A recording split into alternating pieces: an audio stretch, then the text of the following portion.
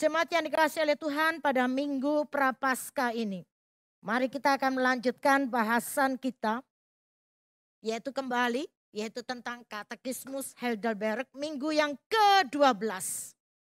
Kalau minggu lalu sudah dibahas oleh penginjil Yudi, yaitu tentang mengapa anak Allah itu disebut Yesus, yang berarti juru selamat. Nah, hari ini kita akan melanjutkan pertanyaan ini, yaitu yang pertama, yaitu mengapa dia dinamakan Kristus, yang artinya yang diurapi. Saudara, dari Katekismus kita tahu bahwa Yesus itu adalah nama pribadi dari juru selamat kita. Dan perlu diingat bahwa Kristus, ada nama Kristus itu berasal dari istilah Yunani Kristos. Apa itu Kristos? Kristos itu berarti yang diurapi, yang dipilih. Jadi Yesus itu adalah nama manusia Tuhan yang diberikan kepada Maria oleh siapa, saudara? Yaitu oleh malaikat Gabriel, kalau kita baca di dalam Lukas 1 ayat 31. Jadi saudara, kalau kita mau ngomong soal nama, ada memang sih seorang pujangga terkenal, ternama mengatakan, Allah, apa sih arti sebuah nama? Saudara, kalau kita ngomong seperti ini bisa kita setuju dengan pernyataan ini. Tetapi bisa juga enggak. Kenapa? Karena nama memiliki arti yang penting sekali. Itu sebabnya orang tua juga sudah memberi nama kepada kita enggak asal-asalan. Karena ada maksud tertentu dengan nama yang diberikan kepada kita. Demikian pula dengan Yesus. Malaikat Gabriel mengatakan kepada Maria, beri anakmu, yaitu namanya Yesus. Jadi Yesus adalah nama manusia Tuhan. Lalu kemudian apa itu Kristus? Kristus itu adalah gelar jabatan resmi Yesus. Nah, hal ini dapat disejajarkan dengan gelar yang ada di dunia. Seperti kaisar, seperti raja, seperti dokter lah, presiden, pendeta, penginjil, dan lain sebagainya. Karena itu secara umum, gelar itu akan mendahului nama pribadi seseorang. Jadi misalnya dokter Novian. Ada presiden Joko Widodo. Pendeta Daniel Sutrisno. Ada penginjil Kristina. Nah, demikian juga dengan gelar Kristus. Secara umum orang akan mengatakan Yesus Kristus, Kristus Yesus. Tetapi orang juga biasa mengatakan Yesus Kristus diwolak-walik. Kenapa? Karena meskipun Kristus itu adalah gelar, Kristus juga dapat dipandang sebagai nama pribadi. Coba kita akan perhatikan Roma 5 ayat 6. Kita akan baca Roma 5 ayat 6.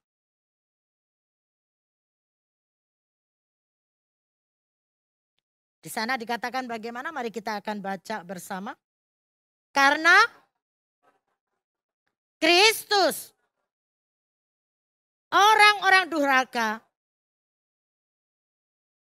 Nah, di sini kita lihat Paulus itu memakai kata Kristus. Itu sebagai nama. Jadi bukan gelar, tapi nama. Kita lihat satu lagi. 1 Korintus 1. Ayat 12 dan 13 kita baca. Yang aku maksudkan ialah aku dari golongan atau aku Kristus. Adakah Kristus terbagi-bagi? Adakah Paulus disalibkan karena kamu? Atau adakah kamu dibaptis dalam nama Paulus? Itu dalam ayat yang ke-13. Jadi sekali lagi, Paulus kadangkala memakai kata Kristus itu sebagai nama. Jadi Yesus Kristus itu artinya adalah Yesus Sang Mesias atau Yesus yang diurapi. Saudara, di Israel kuno, ketika seseorang diberi kedudukan berotoritas, maka minyak itu akan dicurahkan di atas kepalanya. Sebagai apa? Yaitu sebagai tanda bahwa orang itu dikhususkan bagi pelayanan Allah. Jadi imam, raja, nabi itu akan diurapi seperti ini. Nah, lalu kita tanya, apakah Yesus juga diurapi? Ya, Yesus pun diurapi. Alkitab mengajarkan Yesus pun diurapi minyak, yaitu pada dua peristiwa oleh dua wanita yang berbeda. Kalau kita lihat dalam Matius 26 ayat 6 sampai 7. Di sana katakan ketika Yesus berada di Betania, di rumah Simon si kusta, dikatakan ada seorang perempuan membawa sebuah buli-buli. Lalu bagaimana? Dicurahkan ke kepala Yesus. Minyak itu yang dicurahkan. Lalu kalau kita baca Lukas 7 ayat 37-38 ada juga yaitu seorang perempuan. Dia juga membawa buli-buli pualam. Lalu bagaimana? Dia menyeka, membasahi kaki Yesus dengan air matanya, diseka dengan rambutnya, lalu meminyaki dengan minyak. Namun saudara, pengurapan yang paling penting itu bukan dari dua wanita ini. Tetapi pengurapan yang paling penting itu adalah datang dari Roh Kudus. Yaitu kalau kita baca dari Kisah 10 ayat 38. Saudara, gelar Yesus sebagai Kristus itu berarti ia adalah yang diurapi Allah. Ia yang menggenapi nubuatan perjanjian lama. Nah, juru selamat terpilih yang datang menyelamatkan orang berdosa. Dan raja, segala raja yang akan datang lagi untuk menetapkan kerajaan di bumi. Itulah Yesus Kristus. Mari kita baca bersama-sama Sakaria 14 ayat 9. Mari kita baca.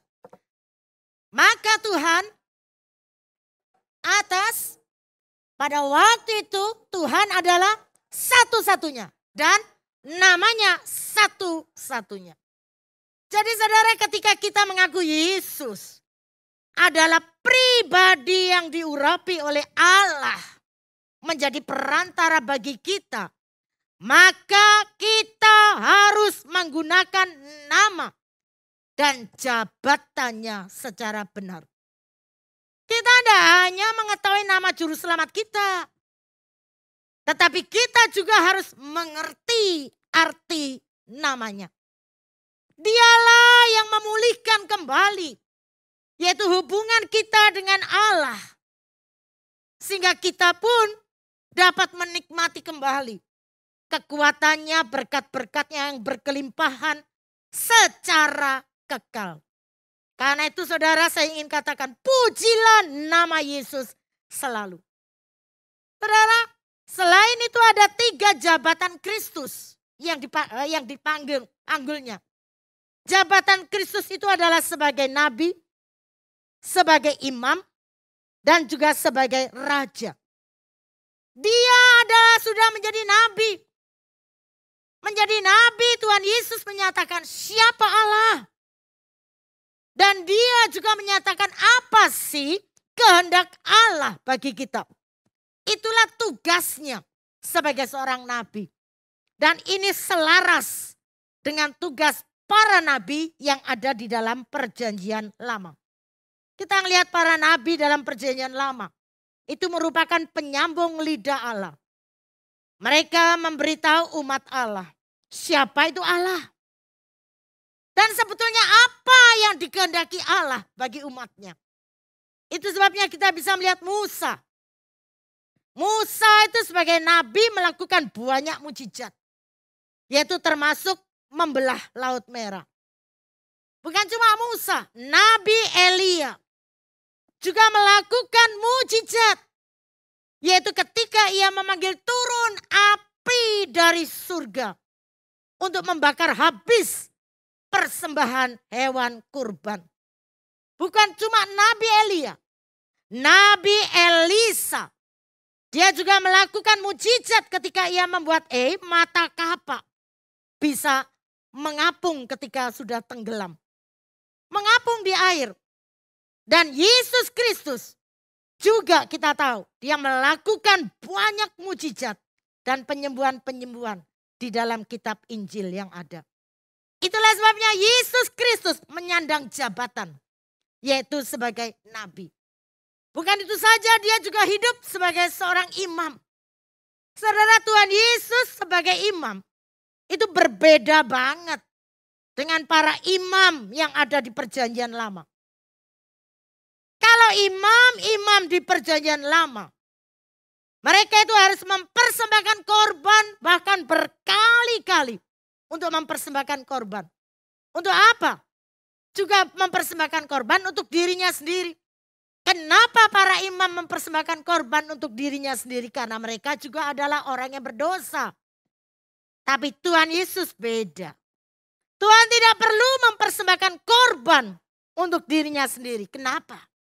Karena dia membawa hidupnya sendiri sebagai korbannya yang sempurna.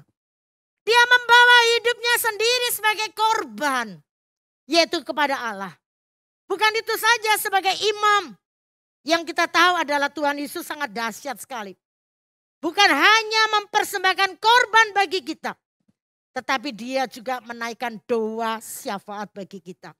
Saudara, ini hal yang luar biasa. Tuhan menjadi pembela kita. Kalau kita melihat di dalam Roma 8:34. Saat ini dia ada duduk di sebelah kanan Allah Bapa.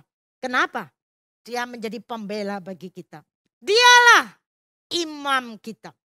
Dan jabatan yang ketiga adalah sebagai raja. Sebagai raja, Kristus berkuasa dan memerintah segala sesuatu. Itulah sebabnya di dalam 1 Korintus 15:25-26 dikatakan bahwa Kristus harus menjadi raja sampai apa? Sampai segala sesuatu ditaklukkan, yaitu di bawah kakinya. Kristus memerintah dan berkuasa atas segala sesuatu sebagai raja. Nah, saudara-saudara, inilah 3 jabatan inilah yang menghibur kita. Dia adalah nabi, dia adalah imam, dan dia adalah raja bagi kita. Saudara, mari pada hari ini kita merenungkan diri. Sebetulnya apa sih? Apa yang membuat Allah itu kok menghargai kita manusia? Mengapa Allah begitu peduli kepada kita orang yang berdosa? Orang yang selalu menyakiti dia. Karena apa? Karena dia sangat mengasihi manusia. Dia adalah sang gembala agung setiap kita. Jadi Yesus Kristus, anak tunggal Allah, itu juga bukan hanya sebagai nabi, imam, raja. Tetapi dia juga gembala agung kita. Bayangkan, dia telah menyerahkan dirinya bagi manusia berdosa. Dan dia mati di atas kayu salib yang kejam. Nah, kalau sang gembala telah melakukan segalanya bagi domba-dombanya, maka mari kita introspeksi diri. Sebagai domba, kita itu seharusnya bagaimana? Saudara, sebagai domba kita seharusnya yaitu mau mendengarkan yaitu suara gembalanya. Nah, suara itu nyata. Nyata dari mana? Nyata di dalam firman-Nya. Nyata di dalam tuntunan rohnya. Untuk mengarahkan kita domba-dombanya ke mata air yang tenang. Sebaliknya, kalau kita tidak mendengar suaranya, maka kita pun tidak tahu mana tuntunannya. Ke arah mana arahannya. Karena itu biarlah setiap kita selalu mau mendengar arahan dari sang gembala agung kita. Saudara, ada seorang yang baru bertobat. Dia ditanyai temennya yang belum bertobat. Sedikit ngeleceh ya, karena apa? Dia temennya berkata, loh kamu sekarang wes jadi orang Kristen toh. Jadi pengikut Kristus toh. Maka dia pun menjawab, iya. Temennya berkata, kalau begitu tentu kamu mengetahui banyak tentang dia.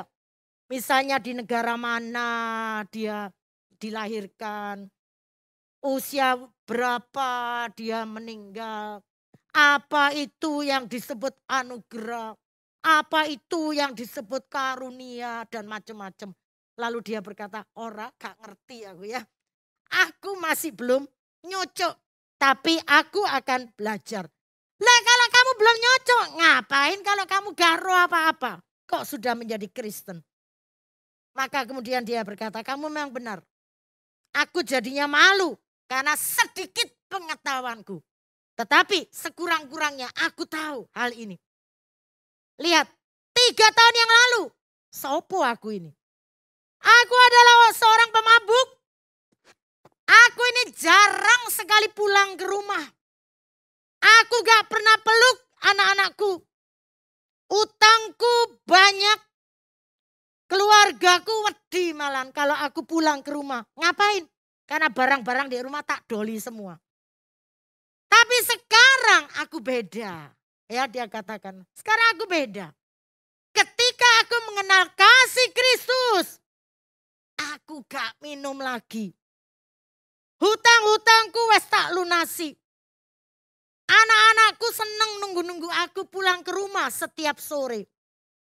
Dan aku ngerti bagaimana aku harus menjadi imam di keluargaku. Lah, aku rasa semua ini adalah karena karya Kristus bagiku. Karena itulah yang aku tahu adalah aku mau hidup bagi Kristus bersama keluargaku. Saudara, itulah Kristus yang bekerja di dalam hidup setiap kita. Pertanyaan yang kedua, tetapi mengapa saudara dan saya kok disebut orang Kristen?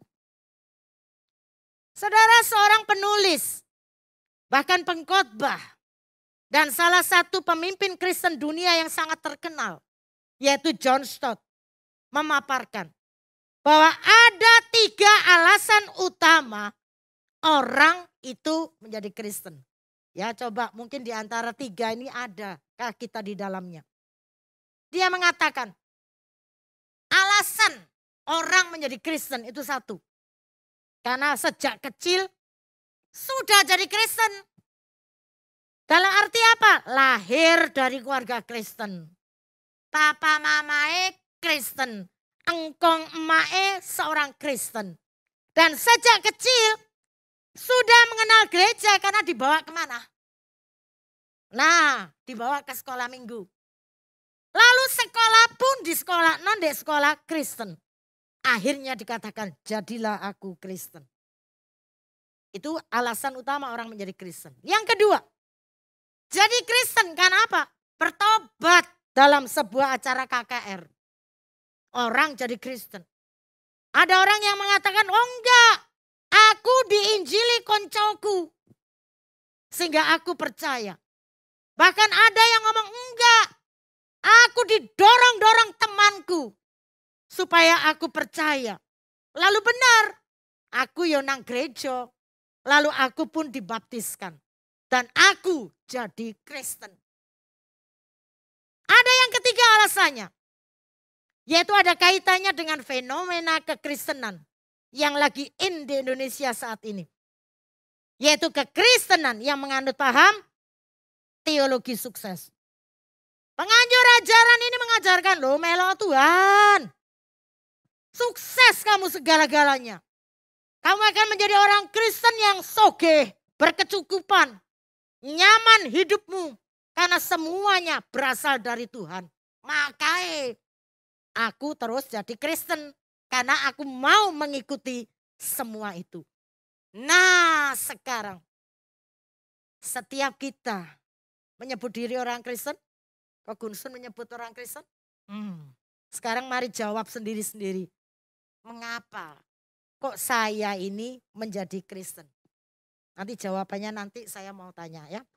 Saudara Kristen, kata Kristen itu digunakan 3 kali dalam perjanjian baru. Ada di dalam Kisah Para Rasul 11 ayat 26. Ada di dalam Kisah Para Rasul 26 ayat 28. Dan ada di dalam 1 Petrus 4 ayat 16. Nah, di dalam Kisah Rasul 11:26 jelas dikatakan para pengikut Yesus Kristus pertama kali digelari apa? Kristen. Di mana? Di Antiokhia. Kenapa? Karena perbuatan mereka, keseharian mereka, kata-kata mereka, wih, kayak Kristus. Jadi sebetulnya mulanya istilah Kristen itu untuk melecehkan. Melecehkan orang-orang yaitu dari yang tidak percaya kepada orang yang percaya Kristus. Nah, sayangnya seiring berjalannya waktu, maka istilah Kristen itu telah kehilangan sebagian besar maknanya. Dan sering dipergunakan hanya untuk merujuk pada seseorang yang beragama. Atau yang memiliki nilai-nilai moral tertentu. Bukannya dipakai merujuk pada pengikut Yesus Kristus yang sudah betul-betul terlahir kembali. Jadi saudara, kebanyakan orang akan menganggap bahwa orang Kristen itu adalah mereka yang pergi ke gereja. Betul? Apakah betul? Padahal saudara pergi ke gereja. Atau kita ngomong, wah aku ini loh suka nolong uang. Aku ini loh suka menjadi menolongi orang-orang yang tidak mampu. Aku ini loh menjadi orang yang baik. Saudara, saya katakan, menjadi orang yang baik, menjadi penolong bagi orang, itu bukan berarti kita bisa disebut Kristen. Kenapa? Karena seperti dikatakan oleh seorang penginjil. Dia katakan demikian. Saya pikir, wih dahsyat sekali. Dia katakan, pergi ke gereja. Itu tidak membuat orang jadi Kristen. Sama seperti masuk ke garasi. Itu tidak membuat orang menjadi mobil. Saudara, kenapa Alkitab mengajarkan kita? Bahwa perbuatan-perbuatan baik kita tidak dapat membuat kita diterima oleh Tuhan. Itu sebabnya tadi dalam Titus 3 ayat 5. Paulus mengatakan bukan karena perbuatan baik yang telah kita lakukan. Tetapi karena rahmatnya oleh permandian kelahiran kembali. Dan oleh pembaharuan yang dikerjakan oleh Roh Kudus. Maka setiap kita dapat menjadi pengikut Kristus. Jadi orang Kristen adalah seorang yang sudah dilahirkan kembali oleh Allah. Dan yang telah memegang imannya, percayanya kepada Yesus Kristus dan menjadi baru. Itu sebabnya dalam Efesus 2 ayat 8 Paulus dengan tegas mengatakan, sebab karena kasih karunia kamu diselamatkan oleh iman. Itu loh bukan hasil usahamu, tetapi pemberian Allah. Karena itu tanda dari orang Kristen sejati ada di dalam 1 Yohanes 2 ayat 4 dan ayat yang ke-10 dikatakan harus punya kasih kepada sesamanya. Dan harus memiliki ketaatan yaitu kepada firman-Nya. Saudara, di dalam Alkitab Paulus yang lama. Saya katakan Paulus yang lama. Berarti yang lama itu namanya bukan Paulus tapi siapa? Saulus. Dia adalah sosok yang sangat-sangat agamawi. Ia taat kepada tuntutan-tuntutan keagamaannya. Ia berjuang demi agamanya namun tanpa Tuhan. Nah saudara, Paulus itu awalnya bernama Saulus. Ia berasal dari Tarsus.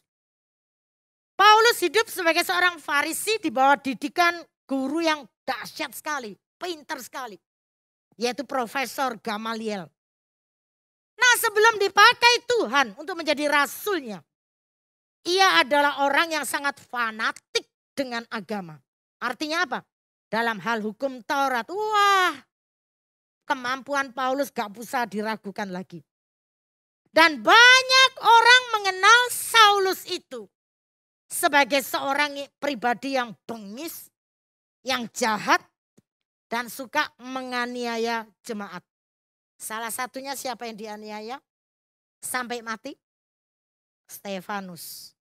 Tapi yang terjadi adalah dalam perjalanannya ke Damsyik, Tuhan pun melawat dia. Tuhan pun mencari dia. Tuhan pun mendapatkan dia. Dia pun mengalami zaman Tuhan. Bukan hanya itu. Tuhan juga mengungkapkan perkara-perkara adikodrati kepada Paulus. Kenapa? Karena dikatakan tiba-tiba cahaya memancar dari langit. Mengelilingi dia. Dan yang terjadi ia pun terjatuh. Dan ia mengalami kebutaan selama 3 hari. Itulah Paulus. Dan saudara-saudara, pengalaman rohani inilah yang akhirnya menjadi titik balik dalam kehidupan Paulus. Ia bertobat. Dia memberi diri untuk dibaptis. Artinya manusia lama ditanggalkan. Dan kini dia menjadi ciptaan baru. Itulah sebabnya saya senang sekali. Bapak Charles Swindoll mengatakan, siapa Rasul Paulus? Rasul Paulus itu adalah a man of grace. Seorang pria penuh kasih karunia. Paulus itu adalah sosok seorang rasul serba komplit. Bahkan saya pun berdoa, ya Tuhan, bahwa aku pinter ya kayak Paulus ini. Kenapa? Karena dikatakan Paulus adalah sosok rasul yang komplit. Bayangkan saja orang-orang mengatakan dia itu memiliki kasih karunia yang dahsyat. Paulus itu dikatakan berotak-otaknya aja Yahudi. Kenapa berotak Yahudi? Kebanyakan orang Yahudi orang yang pinter. Lalu berbahasa Yunani. Apa? Yunani itu adalah bahasa yang wangel banget. Tetapi Paulus dapat fasih mengucapkannya dan melafalkannya. Dan dia yang luar biasa memiliki hati. Yaitu berhati Kristen. Wah, luar biasa.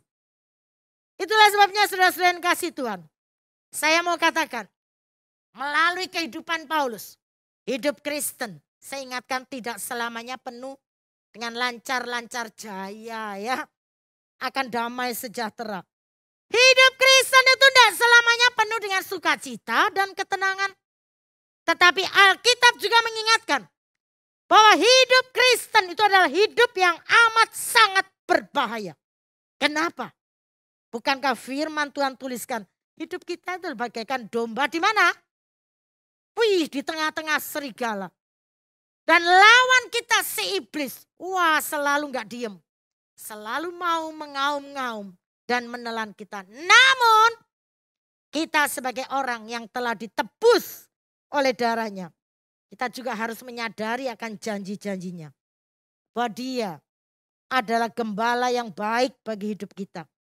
Sehingga sekalipun kita harus lewat lembah kelam yang menakutkan. Oh, ingat dia tetap menjagai kita.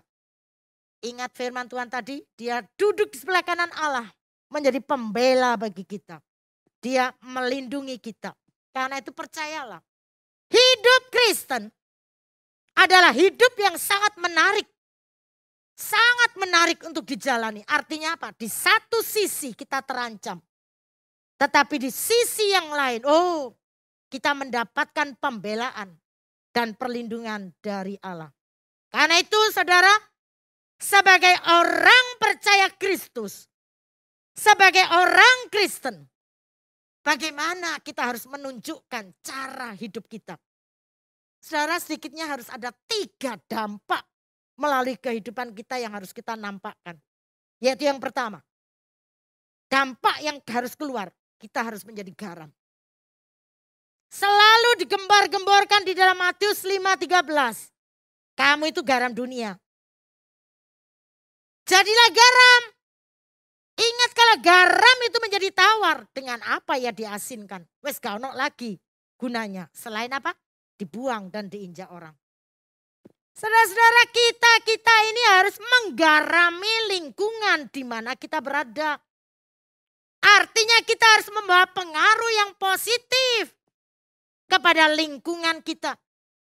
Lingkungan kita mungkin punya kebiasaan yang buruk. Tapi dengan kehadiran kita, wow, menjadi beda. Ada orang di dekat kita, tadinya tidak mengenal Tuhan. Tapi dengan kehadiran kita, dekat dengan kita, dia dapat menjadi orang percaya. Itulah artinya kita sudah menjadi garam. Itu yang harus keluar di dalam kehidupan kita. Yang kedua, kita harus mempraktekkan kebaikan. Filipi 4 ayat 5 berkata, hendaklah kebaikan hatimu diketahui siapa? Semua orang. Supaya kebaikan hati kita diketahui oleh semua orang. Kita harus mempraktekkan kebaikan itu. Jangan cuma teori. Jangan cuma omong doang. Jika kita tidak pernah melakukan kebaikan. Orang tidak tahu kalau kita memiliki hati yang baik. Dan memang orang kalau hatinya baik. Maka apa yang di hati akan bagaimana? Mencuat keluar. Akan terlihat. Yaitu melalui perbuatannya. Saudara-saudara, memang ketika kita melakukan kebaikan, itu ada harga yang harus kita bayar. Seperti Yesus, dia mempraktekkan kebaikan sepanjang hidup dan pelayanannya. Dia memberi makan kepada orang yang lapar. Dia menguatkan orang yang lemah. Dia memberikan penghiburan kepada orang yang susah. Dia memberikan pengharapan kepada orang yang putus asa. Jadi, dia selalu menebarkan kebaikan dimanapun dia berada. Nah, saudara, kita pun demikian harus belajar seperti Yesus. Hidup kita harus berdampak melakukan kebaikan. Nah, sudahkah kita menyebarkan bau narwastu di dalam kehidupan kita hari-hari? Yang terakhir, yang ketiga, dampak yang harus kita keluarkan apa? Yang harus terlihat adalah melayani. 1 Petrus 4 ayat 10, layanilah seorang akan yang lain. Sesuai dengan karunia yang telah diperoleh tiap-tiap orang. Sebagai pengurus yang baik dari kasih karunia Allah. Saudara, Tuhan juga memberikan karunia masing-masing kepada kita. Dan karunia yang Tuhan berikan kepada kita beda-beda. Karena beda-beda, mari kita gunakan. Yaitu untuk melayani Tuhan. Jangan disimpan. Jangan dipendam. Jangan lalu ngomong, ora iso lho. Aku gak iso. Pas wong liyane aja. Saudara, kalau kita mengatakan aku gak iso, itu namanya ngenyek Tuhan, betul? Tuhan telah sudah, saya katakan, sudah memberikan karunia bagi kita. Sekarang jawabannya adalah mau apa enggak untuk menggunakannya. Saudara, gunakan kesempatan selagi ada. Gunakan karuniamu untuk berlipat kali ganda. Dan nama Tuhan saja yang dimuliakan, dibesarkan, dan diagungkan. Seperti lagu yang dinyanyikan oleh In Chong Sin tadi. Hidup itu apa? Kesempatan. Jangan bilang gak iso, jangan bilang sia-siakan waktu. Seperti pujian tadi harus mengingatkan setiap kita. Harus dipakai menjadi berkat. Karunia sudah Tuhan beri. Itulah sebabnya saya mengatakan jangan terlambat untuk melayani di dalam hidup ini. Diingatkan jangan melayani untuk diri sendiri. Tapi tujuan Allah adalah supaya kita melayani, yaitu menyembah Dia. Karena itu lakukan selagi ada kesempatan. Dan ingat juga nama kita secara persekutuan itu adalah Kristen. Yang berarti pengikut Kristus. Karena itu seluruh gerak kita harus sesuai dengan Kristus yang kita ikuti. Perkataan dan perbuatan harus sesuai. Yaitu dengan nama besar Kristus. Nah, kiranya hidup kita benar-benar menjadi sesuai dengan nama persekutuan kita. orang Kristen. Biarlah hidup kita dapat menjadi berkat. Bukan hanya saat ini ketika kita mendengar firman Tuhan. Tapi dimanapun berada, kita dapat memasyurkan nama Kristus. Yesus Kristus. Benar-benar kita muliakan melalui kehidupan kita. Amin. Mari kita berdoa.